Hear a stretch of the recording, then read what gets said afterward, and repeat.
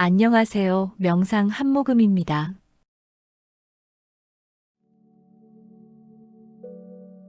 한거사님이 제게 지친 얼굴로 말씀하셨습니다.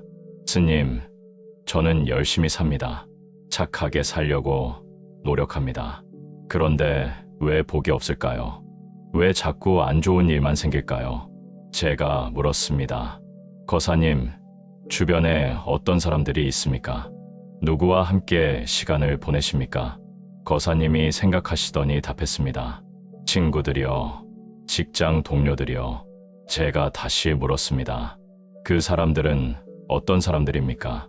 거사님이 말문이 막혔습니다. 부처님께서 말씀하셨습니다. 복은 밖에서 오지 않고 안에서 나느니라. 하지만 인연에 따라 복이 커지기도 하고 줄어들기도 하느니라. 선지식을 가까이 하면 복이 늘고 악지식을 가까이 하면 복이 줄어드느니라. 무슨 뜻입니까? 함께하는 사람에 따라 복이 달라진다는 뜻입니다. 법구경에 이런 말씀이 있습니다. 현자와 함께 걸으면 현명해지고 악인과 함께 걸으면 악해지느니라. 법우님들, 우리 주변에는 세 부류의 사람이 있습니다. 첫째, 복을 빼앗아가는 사람. 둘째, 의미 없는 사람. 셋째, 복을 가져다주는 사람.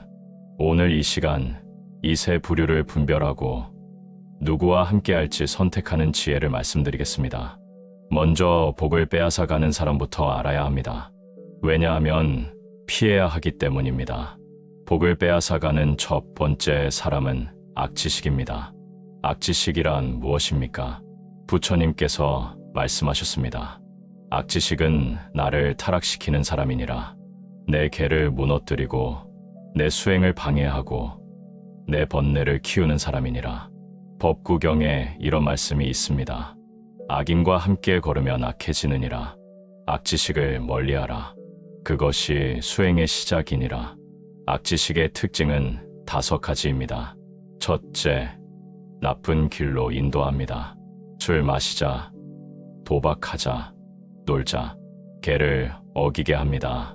둘째, 수행을 비웃습니다. 무슨 수행이야? 재미없게 살지 마. 인생 한 번뿐인데 즐기자. 셋째, 방탕을 권합니다. 너무 심각하게 살지 마. 한 번쯤은 괜찮아. 넷째, 계를 어기게 합니다. 거짓말 좀 하면 어때? 조금 속이면 어때? 다섯째, 함께 있으면 번뇌가 일어납니다. 욕심이 생기고 화가 나고 어리석어집니다. 한 청년이 수행하고 있었습니다. 매일 새벽에 일어나 예불 하고 경전을 읽고 계를 지켰습니다. 그런데 나쁜 친구들을 만났습니다. 친구들이 놀렸습니다. 무슨 스님도 아니고 왜 그래? 인생 재미없게 살지 마. 우리랑 놀자. 처음에 청년이 거절했습니다. 하지만 친구들이 계속 유혹했습니다. 한 번만 괜찮아. 청년이 무너졌습니다.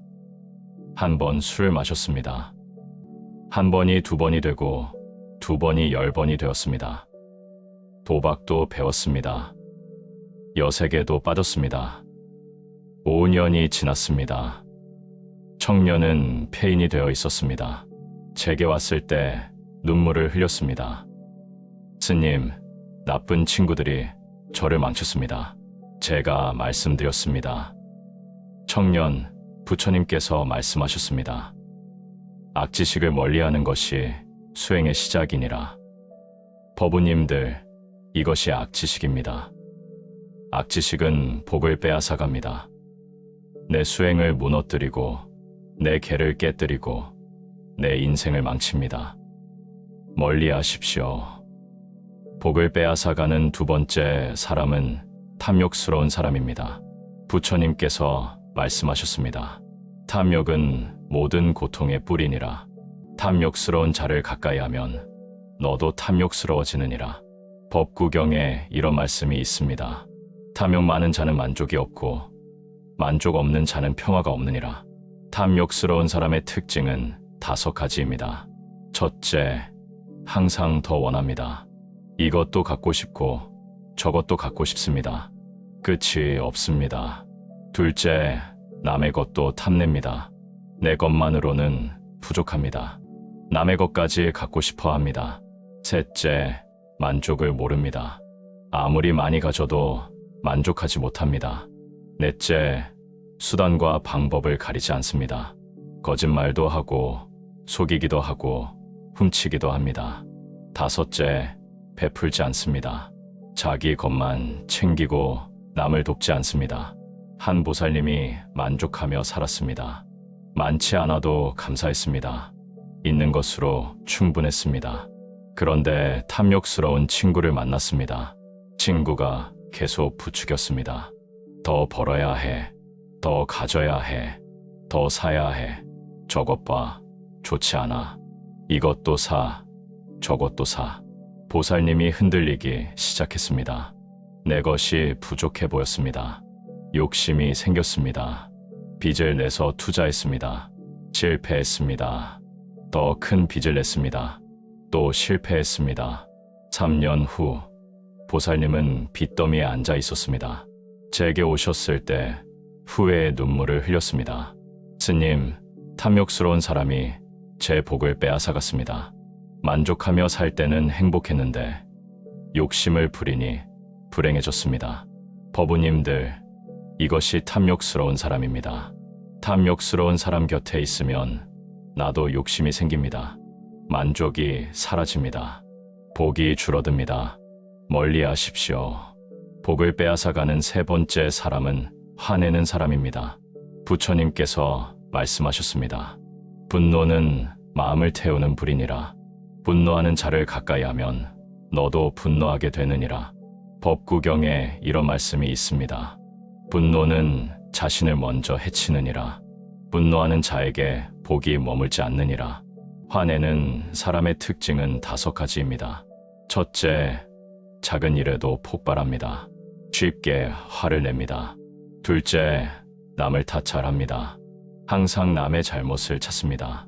셋째, 원망이 많습니다. 과거의 일을 붙들고 원망합니다.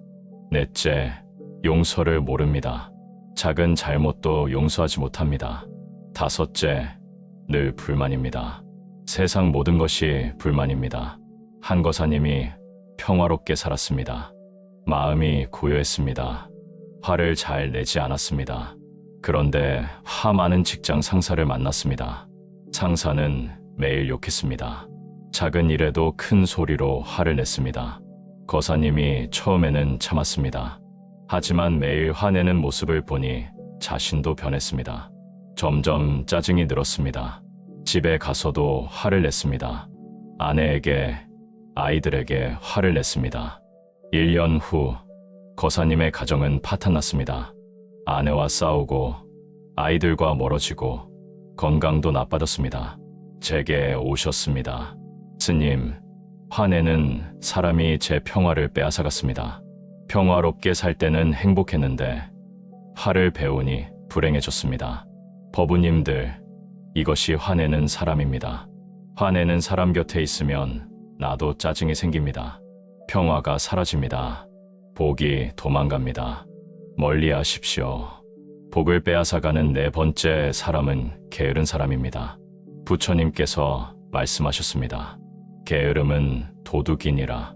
복을 훔쳐가느니라. 법구경에 이런 말씀이 있습니다. 게으른 자는 자기 무덤을 파느니라. 게으른 사람의 특징은 5가지입니다. 첫째, 정진하지 않습니다. 수행도 안 하고 노력도 안 합니다. 둘째, 핑계가 많습니다. 못하는 이유를 100가지 댑니다. 셋째, 미루기를 잘합니다. 오늘 할 일을 내일로, 내일 할 일을 모레로. 넷째, 남을 탓합니다. 자기는 노력 안 하고 환경 탓만 합니다. 다섯째, 변화하지 않습니다. 10년 전이나 지금이나 똑같습니다. 한 보살님이 열심히 수행했습니다. 매일 새벽 예불, 경전 독송, 참선, 꾸준히 정진했습니다. 그런데 게으른 법우들을 만났습니다. 법우들이 말했습니다. 오늘은 쉬자. 내일 하면 되지. 굳이 그렇게까지 해야 해. 너무 심각하게 살지 마. 보살님이 흔들렸습니다. 한 번 쉬었습니다. 한 번이 두 번, 두 번이 10번. 수행이 중단되었습니다. 5년이 지났습니다. 보살님이 깨달았습니다. 아, 나는 5년 동안 아무것도 안 했구나. 게으른 사람들과 어울리느라 정진을 잃었구나. 제게 오셨습니다. 스님, 게으른 사람들이 제 정진을 빼앗아갔습니다. 열심히 수행할 때는 성장했는데 게을러지니 퇴보했습니다. 법우님들, 이것이 게으른 사람입니다. 게으른 사람 곁에 있으면 나도 나태해집니다. 정진이 사라집니다. 복이 줄어듭니다. 멀리 하십시오. 복을 빼앗아가는 5번째 사람은 불평하는 사람입니다. 부처님께서 말씀하셨습니다. 불평하는 마음에는 복이 머물지 않느니라. 법구경에 이런 말씀이 있습니다. 감사하지 않는 자, 불평하는 자는 복을 받을 그릇이 아니라. 불평하는 사람의 특징은 5가지입니다. 첫째, 항상 불만입니다. 뭘 해도 만족하지 못합니다. 둘째, 감사를 모릅니다. 받은 은혜를 잊고 부족한 것만 봅니다. 셋째, 부정적입니다. 좋은 것은 안 보이고 나쁜 것만 보입니다. 넷째, 세상을 탓합니다. 내 탓은 안 하고 세상 탓만 합니다. 다섯째, 피해의식이 있습니다. 나만 손해보고 나만 힘들다고 생각합니다. 한거사님이 감사하며 살았습니다. 작은 것에도 고마워했습니다. 있는 것에 만족했습니다. 그런데 불평 많은 사람들을 만났습니다. 매일 만나면 불평만 들었습니다. 세상이 불공평하다. 사람들이 나쁘다. 운이 없다. 나만 힘들다. 처음에 거사님은 듣기만 했습니다. 하지만 매일 듣다 보니 자신도 변했습니다. 불평이 생겼습니다. 감사가 사라졌습니다. 우울해졌습니다. 6개월 후 거사님은 우울증에 걸렸습니다. 제게 오셨습니다. 스님, 불평하는 사람들이 제 감사를 빼앗아갔습니다. 감사하며 살 때는 행복했는데 불평을 배우니 우울해졌습니다. 법우님들, 이것이 불평하는 사람입니다. 불평하는 사람 곁에 있으면 나도 불평이 생깁니다. 감사가 사라집니다. 복이 달아납니다. 멀리 하십시오. 지금까지 복을 빼앗아가는 5부류를 말씀드렸습니다. 악지식, 탐욕스러운 사람, 화내는 사람, 게으른 사람, 불평하는 사람. 이런 사람들을 멀리 하십시오. 부처님께서 말씀하셨습니다. 악지식을 멀리하는 것이 수행의 시작이니라. 이제 2번째 부류, 의미 없는 사람을 알아야 합니다. 의미 없는 사람은 방일한 사람입니다. 방일하다는 것이 무엇입니까? 정신없이 살아가는 것입니다. 목적 없이 흘러가는 것입니다. 부처님께서 말씀하셨습니다. 방일한 자는 죽은 것과 같으니라. 불방일한 자만이 진정 사는 것이니라. 법구경에 이런 말씀이 있습니다. 방일은 죽음의 길이요 불방일은 불사의 길이니라. 방일한 사람의 특징은 5가지입니다. 첫째, 목적 없이 삽니다. 왜 사는지, 어디로 가는지 모릅니다. 둘째, 수행도 안 하고 악행도 안 합니다. 그냥 흘러갑니다. 셋째, 생각 없이 삽니다. 깊이 생각하지 않습니다. 넷째, 영향을 주지도 받지도 않습니다. 함께 있어도 아무 변화가 없습니다. 다섯째, 시간만 흘러갑니다. 10년이 가도 성장이 없습니다. 한거사님이 친구와 10년 동안 매주 만났습니다.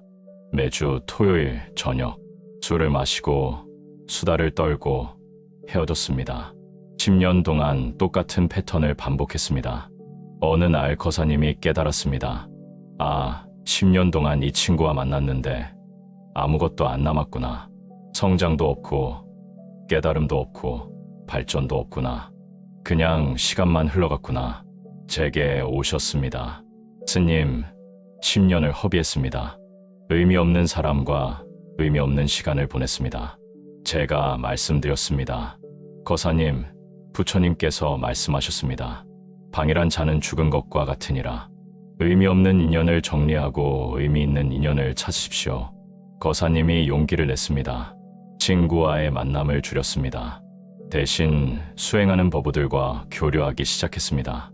1년 후 거사님이 완전히 달라졌습니다. 수행이 깊어졌습니다. 지혜가 늘었습니다. 삶에 의미가 생겼습니다. 제게 오셨습니다. 스님, 의미 없는 인연을 정리하니 의미 있는 인연이 왔습니다. 10년을 허비했지만 이제라도 깨달아 다행입니다. 법우님들, 이것이 의미 없는 사람입니다. 악하지는 않습니다. 하지만 좋지도 않습니다. 복을 빼앗지는 않습니다. 하지만 복을 주지도 않습니다. 그냥 시간만 흘러갑니다. 정리하십시오. 이제 가장 중요한 세 번째 부류, 복을 가져다 주는 사람을 알아야 합니다. 복을 가져다 주는 첫 번째 사람은 선지식입니다.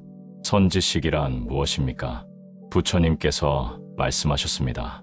선지식은 나를 깨우치는 사람이니라. 내 무명을 밝혀주고 내 번뇌를 줄여주고 내 수행을 도와주는 사람이니라. 법구경에 이런 말씀이 있습니다. 현자와 함께 걸으면 현명해지느니라. 선지식의 특징은 5가지입니다. 첫째, 바른 가르침을 줍니다. 팔정도를 가르치고 사성제를 설명하고 진리를 알려줍니다. 둘째, 내 잘못을 일깨워줍니다. 아첨하지 않고 바른 말을 합니다. 셋째, 수행을 격려합니다. 정진하라고, 포기하지 말라고 격려합니다. 넷째, 좋은 본보기가 됩니다. 말보다 행동으로 보여줍니다. 다섯째, 함께 있으면 마음이 맑아집니다. 번뇌가 줄어들고 지혜가 늘어납니다. 한 청년이 방탕하게 살았습니다. 술, 도박, 여색에 빠져 있었습니다. 어느 날 한 스승을 만났습니다. 스승은 많은 말씀을 하지 않으셨습니다. 다만 묵묵히 수행하는 모습을 보여주셨습니다. 매일 새벽 일어나 예불하시고 경전을 읽으시고 참선하셨습니다. 청년이 그 모습을 보았습니다. 말씀은 없었지만 감화를 받았습니다. 스승을 1년 동안 가까이 모셨습니다. 스승의 청정한 삶을 관찰했습니다. 자신도 변화하기 시작했습니다. 술을 끊었습니다. 도박을 끊었습니다. 수행을 시작했습니다. 3년 후 청년은 완전히 다른 사람이 되었습니다. 사업도 번창했습니다. 가정도 화목해졌습니다. 건강도 회복되었습니다. 제게 오셨습니다. 스님, 선지식을 만나 제 인생이 바뀌었습니다. 스승님께서 말씀은 많이 안 하셨지만 행동으로 보여주셨습니다. 그 모습을 보고 배웠습니다. 진정한 복을 받았습니다. 법우님들, 이것이 선지식입니다. 선지식을 가까이 하면 복이 늘어납니다. 복을 가져다 주는 두 번째 사람은 보시하는 사람입니다. 부처님께서 말씀하셨습니다. 보시는 복의 씨앗이니라. 보시하는 자는 복을 받고 보시받는 자도 복을 받느니라. 아암경에 이런 말씀이 있습니다. 보시에는 3가지가 있으니 재물보시, 법보시, 무해보시니라. 재물보시는 물질을 나누는 것입니다. 법보시는 진리를 나누는 것입니다. 무해보시는 두려움을 없애주는 것입니다. 보시하는 사람의 특징은 5가지입니다. 첫째, 베풀기를 좋아합니다. 인색하지 않습니다. 둘째, 남의 어려움을 봅니다. 자기만 생각하지 않습니다. 셋째, 조건 없이 줍니다. 대가를 바라지 않습니다. 넷째, 기쁘게 줍니다. 억지로가 아니라 즐겁게 줍니다. 다섯째, 함께 있으면 나도 베풀고 싶어집니다. 보시의 마음을 배우게 됩니다. 한 보살님이 가난했습니다. 하지만 더 가난한 이웃을 보았습니다. 자신의 적은 것을 나눴습니다. 옆에서 보던 한 거사님이 감동받았습니다. 저렇게 가난한데도 나누는구나. 나는 많이 가졌는데 왜 인색했을까? 부끄러워졌습니다. 거사님도 보시를 시작했습니다. 처음에는 작은 것부터 점점 더 많이 베풀었습니다. 1년 후 신기한 일이 일어났습니다. 거사님의 사업이 번창했습니다. 제게 오셨습니다. 스님, 보시하는 사람을 보니 제 인색함이 부끄러웠습니다. 그분을 보고 배워보시를 시작했습니다. 그런데 신기하게도 사업이 잘 됩니다. 보시하니 복이 왔습니다. 법우님들, 이것이 보시하는 사람입니다. 보시하는 사람 곁에 있으면 나도 보시하게 됩니다. 복이 늘어납니다. 복을 가져다 주는 세 번째 사람은 감사하는 사람입니다. 부처님께서 말씀하셨습니다. 감사하는 마음은 공덕이니라. 감사할 줄 아는 자는 복을 받느니라. 법구경에 이런 말씀이 있습니다. 감사하지 않는 자는 사람 중 최악이니라. 감사하는 사람의 특징은 5가지입니다. 첫째, 작은 것에도 고마워합니다. 당연하게 여기지 않습니다. 둘째, 불평하지 않습니다. 부족한 것보다 있는 것을 봅니다. 셋째, 있는 것에 만족합니다. 더 많은 것을 탐하지 않습니다. 넷째, 남의 은혜를 기억합니다. 받은 것을 잊지 않습니다. 다섯째, 함께 있으면 나도 감사하게 됩니다. 불평이 줄어듭니다. 한거사님이 항상 불평했습니다. 이것도 부족하고 저것도 부족하고 세상이 불공평하고 사람들이 나쁘고 우울했습니다. 그런데 감사하는 버부를 만났습니다. 버부는 작은 일에도 감사합니다라고 말했습니다. 밥을 먹으면 감사합니다. 밥을 먹을 수 있어서. 길을 걸으면 감사합니다. 걸을 수 있어서. 비가 오면 감사합니다. 비가 와서. 거사님이 신기했습니다. 저렇게 감사할 것이 많구나. 나는 왜 불평만 했을까? 거사님이 감사 일기를 시작했습니다. 매일 저녁 감사한 것 3가지를 적었습니다. 처음에는 어색했습니다. 하지만 계속하니 변화가 왔습니다. 3달 후 우울증이 사라졌습니다. 제게 오셨습니다. 스님, 감사하는 사람을 보고 배웠습니다. 감사 일기를 쓰기 시작했습니다. 제 삶이 바뀌었습니다. 복이 왔습니다. 법우님들, 이것이 감사하는 사람입니다. 감사하는 사람 곁에 있으면 나도 감사하게 됩니다. 복이 늘어납니다. 복을 가져다 주는 4번째 사람은 수행하는 사람입니다. 부처님께서 말씀하셨습니다. 수행자를 공경하면 복이 늘어나느니라. 증이라 함경에 이런 말씀이 있습니다.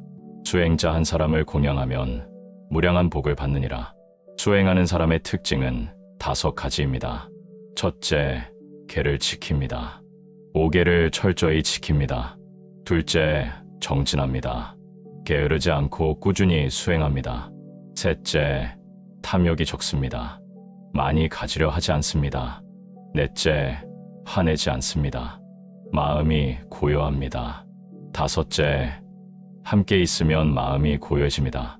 나도 수행하고 싶어집니다. 한 보살님이 한 스님을 가까이 모셨습니다. 스님께서는 많은 말씀을 하지 않으셨습니다. 다만 묵묵히 수행하셨습니다.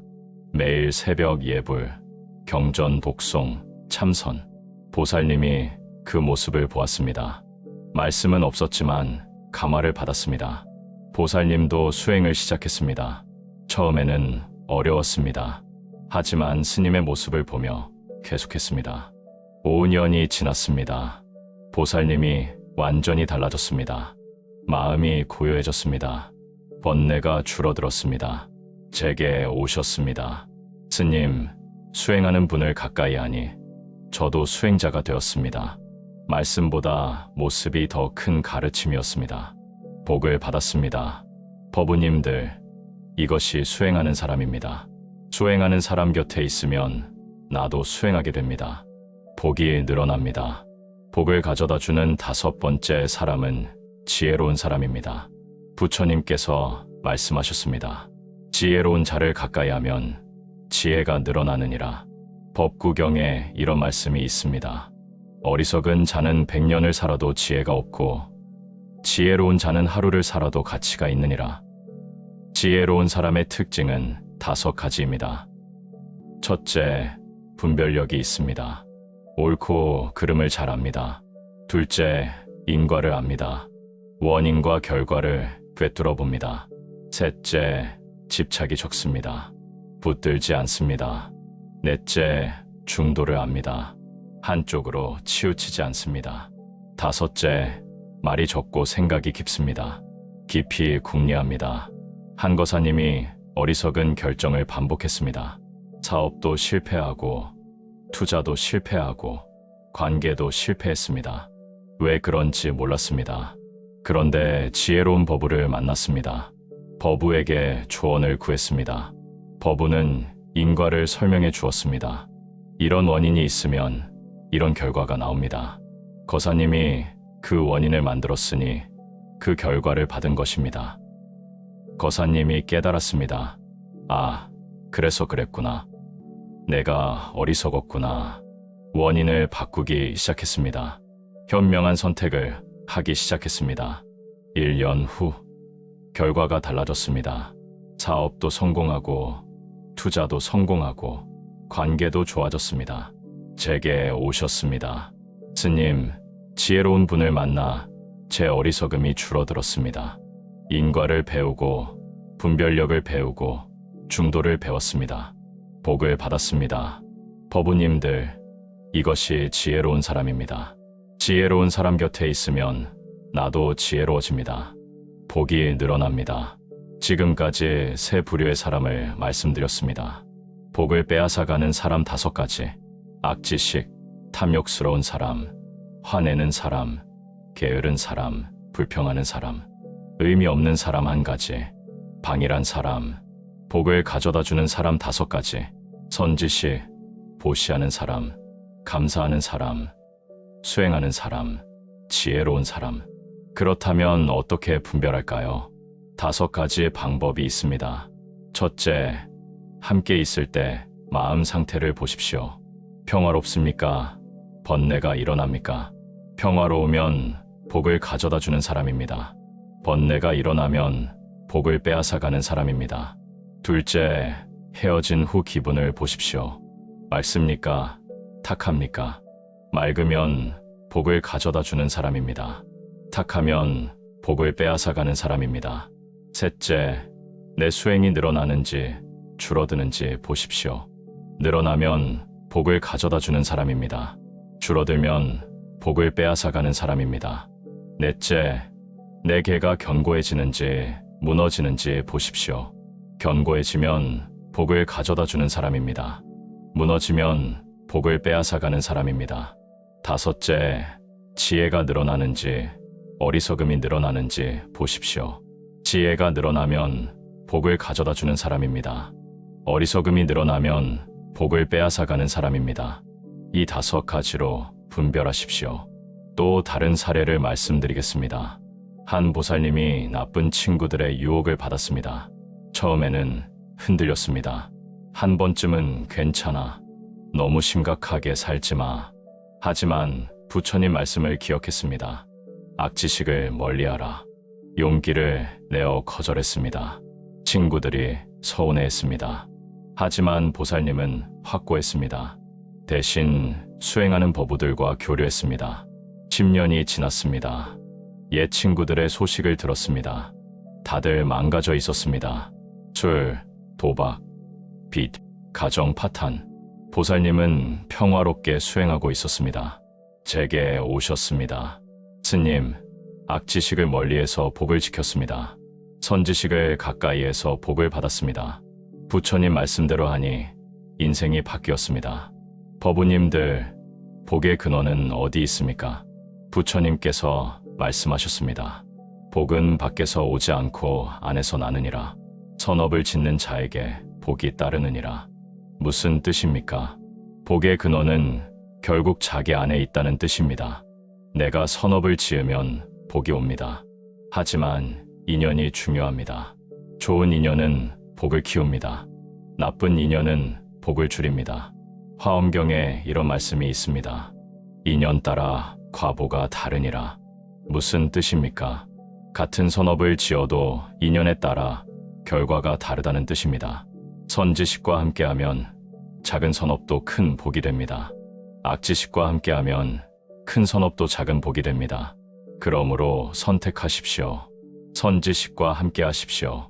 그러면 내 안의 복이 커집니다. 부처님께서 말씀하셨습니다. 선지식을 가까이 하고 악지식을 멀리하라. 이것이 최상의 복이니라. 길상경에 이런 말씀이 있습니다. 선지식을 가까이 함이 최고의 길상이니라. 무슨 뜻입니까? 선지식을 만나는 것이 가장 큰 복이라는 뜻입니다. 법우님들, 오늘부터 실천하십시오. 주변 사람을 점검하십시오. 종이를 꺼내십시오. 주변 사람들의 이름을 적으십시오. 세 그룹으로 나누십시오. 첫 번째 그룹, 복을 가져다 주는 사람, 선지식, 보시하는 사람, 감사하는 사람, 수행하는 사람, 지혜로운 사람, 이런 사람들의 이름을 적으십시오.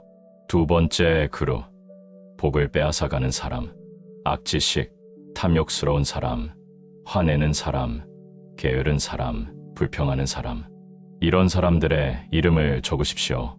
세 번째 그룹, 의미 없는 사람, 방일한 사람, 목적 없이 어울리는 사람, 이런 사람들의 이름을 적으십시오. 분류했으면 선택하십시오. 첫 번째 그룹은 더 가까이 하십시오. 자주 만나고 배우고 함께 수행하십시오. 두 번째 그룹은 멀리 하십시오. 용기를 내어 거리를 두십시오. 세 번째 그룹은 정리하십시오. 시간이 아깝습니다. 이것이 복 받는 길입니다. 부처님께서 말씀하셨습니다. 선지식을 가까이 함이 범행의 전분이라. 선지식이 있으면 도를 이루고 악지식과 함께하면 도를 잃으니라. 길상경에 이런 말씀이 있습니다. 선지식 가까이함, 적당한 곳의 삶, 과거 공덕 쌓음, 바른 서원 세움, 이것이 최상의 길상이니라. 법우님들, 복을 원하십니까? 선지식을 찾으십시오. 보시하는 사람, 감사하는 사람, 수행하는 사람, 지혜로운 사람을 가까이 하십시오. 악지식을 멀리 하십시오. 탐욕, 분노, 게으름, 불평하는 사람을 피하십시오. 의미 없는 인연을 정리하십시오. 그리하면 복이 늘어나리라. 이 영상이 도움이 되셨다면 좋아요를 눌러주시고 복 받고 싶으신 분들과 공유해 주십시오. 구독과 알림 설정도 부탁드립니다. 앞으로도 부처님의 지혜를 현대의 언어로 전하는 영상을 계속 만들어 가겠습니다. 이제 함께 회양하겠습니다. 오늘 나눈 인연에 대한 가르침의 공덕으로 모든 중생이 선지식을 만나 복을 받고 악지식을 멀리하여 복을 지키고 의미 있는 인연과 함께 도를 이루기를 소원합니다.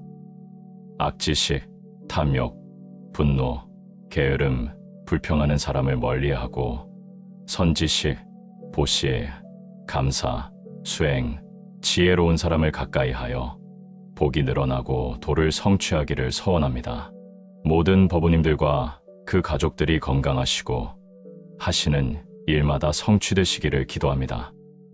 특히 지금 이 순간 나쁜 인연 때문에 괴로우신 분들께, 복이 줄어드는 것 같으신 분들께, 좋은 인연을 찾고 계신 분들께 부처님의 자비가 함께 하시기를 간절히 기도합니다. 오늘부터 실천하십시오. 주변을 점검하고 선택하십시오.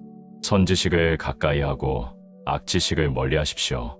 그것이 최상의 복이니라. 나무 석가모니불, 나무 아미타불, 나무 관세음보살. 법우님들, 선지식을 가까이 하십시오. 그것이 최고의 복입니다. 감사합니다. 지금까지 명상 한모금이었습니다.